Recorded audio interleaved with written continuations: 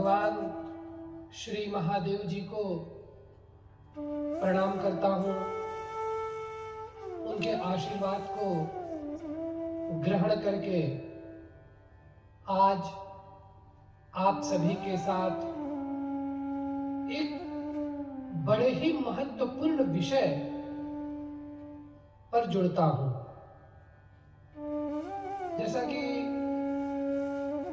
सत्य सनातन धर्म के अंतर्गत सनातन धर्मावलंबियों का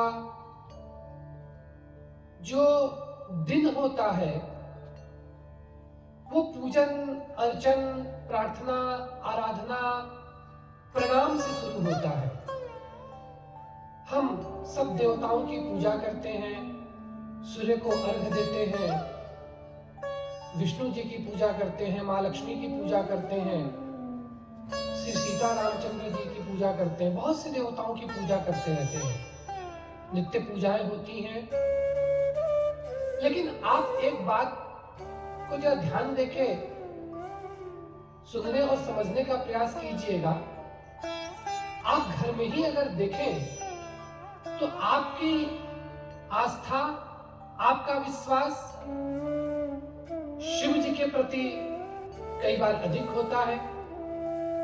आप देखेंगे कि कई बार राम जी के प्रति गहरी आस्था है, लेकिन आप दूसरी ओर ये देखेंगे कि श्रीमती जी की आस्था माँ दुर्गा में है, तो माँ लक्ष्मी में है। बच्चों की आस्था अगर देखते हैं आप तो कई बार गणेश में है, हनुमान जी में है। यानी एक ही परिवार में, अपने परिवार में ही अलग अलग देवताओं में हमारी सबकी अलग अलग आस्था होती है। हमारी आस्था शिव में है, श्रीमती जी की आस्था दुर्गा जी में है, बच्चों की आस्था गणपति में है, किन्हीं की आस्था हनुमान जी में है।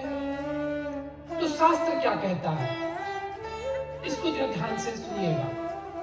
शास्त्र ये कहता है कि जितने भी देवता हैं सबकी पूजा करनी चाहिए, सबकी प्रार्थना करनी चाहिए, सबकी अर्चना करनी चाहिए, सबकी आराधना करनी चाहिए, सबकी उपासना करनी चाहिए और सबसे प्रणाम करते हुए, सबको प्रणाम करते हुए सबका आशीर्वाद लेना चाहिए।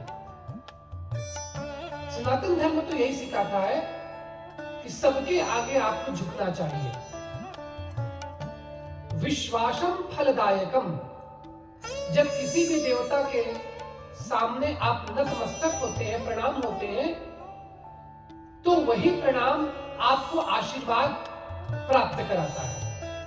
तो ये तो हो गई पूजा प्रार्थना अर्चना उपासना की बात। लेकिन आगे शास्त्र और सिद्धांत क्या कहते हैं? शास्त्र ये कहते हैं, वेद इसका उद्घोष करता है कि पूजा सबकी करिए, प्रार्थना सबकी करिए, अर्चना सबकी करिए, उपासना सबकी करिए, लेकिन जीवन में अपने एक इष्ट को रखिए। इष्ट देवताभ्यो नमः।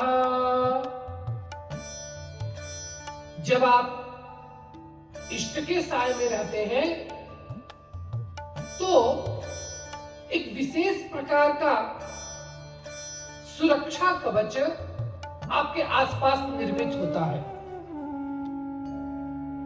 एक बात समझने वाली यह है कि शास्त्रों ने इस बात की पूर्ण आजादी हमें दी है कि कोई भी व्यक्ति किसी भी देवता को अपना इष्ट बना सकता है।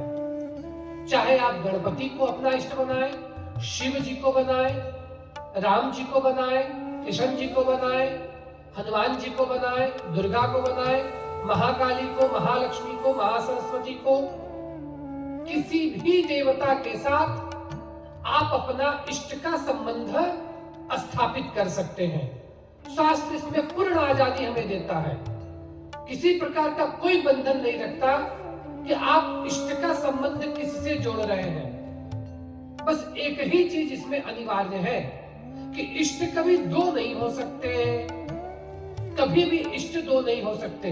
जिस प्रकार से एकैवाहम जगत यत्र द्वितीया का ममरा परा, अर्थात इस पूरे जगत में उस परम पिता परमात्मा की एक शक्ति है। भले ही उसके रूप अलग अलग है, स्वरूप अलग अलग है, नाम अलग अलग है, लेकिन शक्ति तो परमात्मा की एक ही है। ठीक उसी प्रकार से जीवन में एक इष्ट रखिए।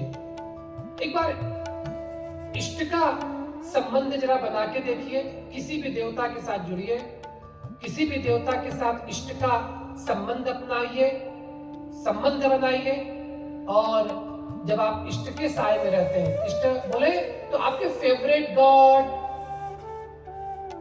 इष्ट एक रखिए और पूजा सबकी कीजिए। जब आप इष्ट के साए में रहते हैं तो प्रसन्नता, ऊर्जा, उमंग, ओज, आनंद और उत्साह, उन तमाम चीजों के आप अधिकारी बनते हैं जो आप चाहते हैं। इन्हीं शब्दों के साथ आप अपने इष्ट देवता के प्रति अपनी भक्ति और आदर के साथ उनसे जुड़िए। ओम नमः शिवाय। शिवजी सदा सहाय।